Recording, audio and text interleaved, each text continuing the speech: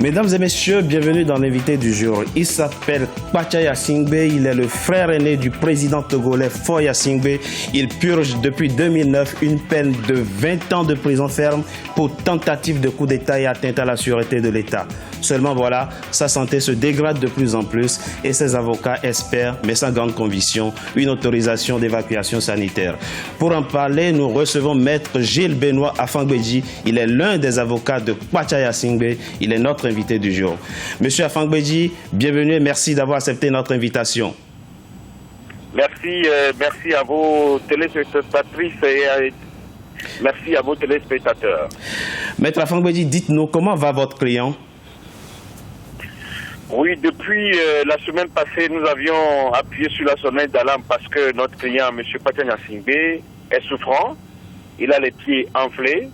Il se déplace avec des béquilles et étant donné qu'il est d'ailleurs gardé en haut dans la prison civile de Lomé, donc sur un étage, il ne peut pas descendre actuellement et ça nous inquiète.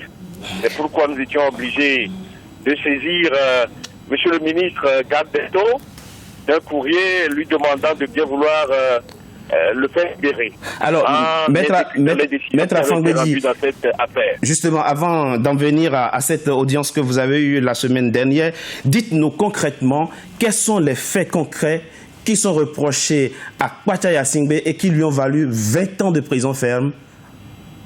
Merci. C'est en 2009, plus précisément, la maison de M. Kpacha Yassingbe est prise d'assaut par des militaires puissamment armés qui ont tiré sur le mur et même dans sa chambre à coucher. Et finalement, lui-même, il avait voulu se réfugier à l'ambassade des États-Unis où finalement il a été interpellé. Et donc, la procédure a suivi son cours normal et finalement, la Cour suprême du Togo, étant donné que dans cette affaire, il avait été également, on avait également interpellé des commandants et des capitaines. Donc c'est la Cour suprême qui est compétente pour en connaître. Et finalement, donc à cette date, plus précisément, comme je le disais tantôt, le 15 septembre 2011, la Cour suprême a rendu un arrêt dans lequel elle condamnait M. Kpacha Yassingbe à 20 ans de prison avec confiscation de ses biens et avec des séances civiques. Et donc, depuis cette date jusqu'à ce jour, M. Kpacha Yassingbe est détenu à la prison civile de Lomé. Alors, Maître Afangbeji, les chefs d'accusation sont clairs. C'est tentative de coup d'État et atteinte à la sûreté de l'État. Oui, au départ, s'il vous plaît, c'était la tentative d'atteinte à la sûreté intérieure de l'État togolais. Mais au niveau de la Cour suprême, je veux parler de l'audience qui a eu lieu, du procès qui a eu lieu. L'infraction a été requalifiée en intérieur de l'État togolais. Ce n'est plus une tentative, mais ils ont considéré que c'est une atteinte à la sûreté intérieure de l'État togolais. Voilà. Et vous pensez qu'il n'est pas responsable de cette infraction-là, qu'il ne s'est rien passé à Lomé, qui puisse conforter l'accusation?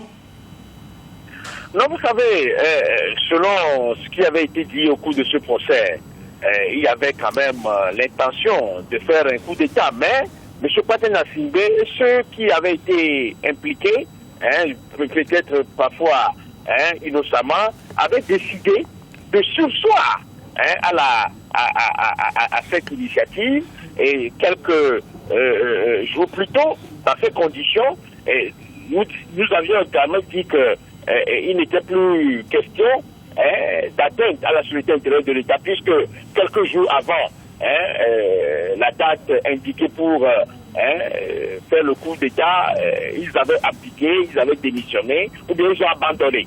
Donc dans ces conditions, nous avons également dit que nos clients n'étaient plus coupables, n'étaient plus responsables de ce qui avait été. Mais il y a eu un début, il y a eu un début de préparation de coup d'État quand même, c'est ce que vous insinuez, vous reconnaissez? Non, je dis que il y avait même le frère, le grand frère de M. Paté Gnassingbé, le colonel Roch Gnassingbé, avait eu à dire qu'ils avaient l'intention de bloquer même l'avion du chef de l'État à ce moment donné. Et que c'était pour un problème d'héritage que ça se projetait. Donc, il y avait eu beaucoup de choses qui avaient été dites. Donc, je vous dis, alors nous sommes que on n'est plus à cette étape-là, puisque au moment où la chose a été projetée, à un moment donné, ils ont abandonné. Et c'est ce que M. Patal Donc, ce que vous faites valoir maintenant, Maître Fangbedji, c'est plutôt l'état de santé de votre client qui dégénère et vous espérez une autorisation d'évacuation sanitaire. C'est cela? Quelle est la réponse du ministre puisque vous l'avez rencontré il y a quelques jours? Merci. Lorsque nous avons saisi M. le ministre de la Justice, garde des Sceaux, il nous a répondu par écrit en nous demandant de faire un certain nombre de choses que nous sommes en train de faire et nous sommes dans les pourparlers et on avisera. Et qu'est-ce qui va se passer si vous n'obtenez pas cette autorisation d'évacuation sanitaire, Maître Fangbedji? Non, vous savez que nous sommes dans un pays qui se dit état de droit et lorsque un prisonnier est malade et que sa santé se dégrade, il est tout à fait normal dans les principes élémentaires de protection, de promotion des droits de l'homme qu'on puisse obtenir, qu'il puisse se faire soigner, ou le soin puisse se faire de façon normale. Oui. Donc nous allons nous battre, nous allons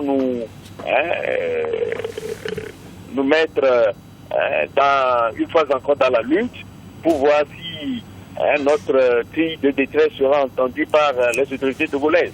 Voilà. Merci. Maître Fangbedji, je rappelle que vous êtes un des avocats de Kpacha Gnassingbé. Merci d'avoir été l'invité du jour. Merci mon frère et à bientôt. Mesdames et messieurs, c'était l'invité du jour. Merci d'avoir été en notre compagnie. Restez sur Africa 24 pour la suite de nos programmes.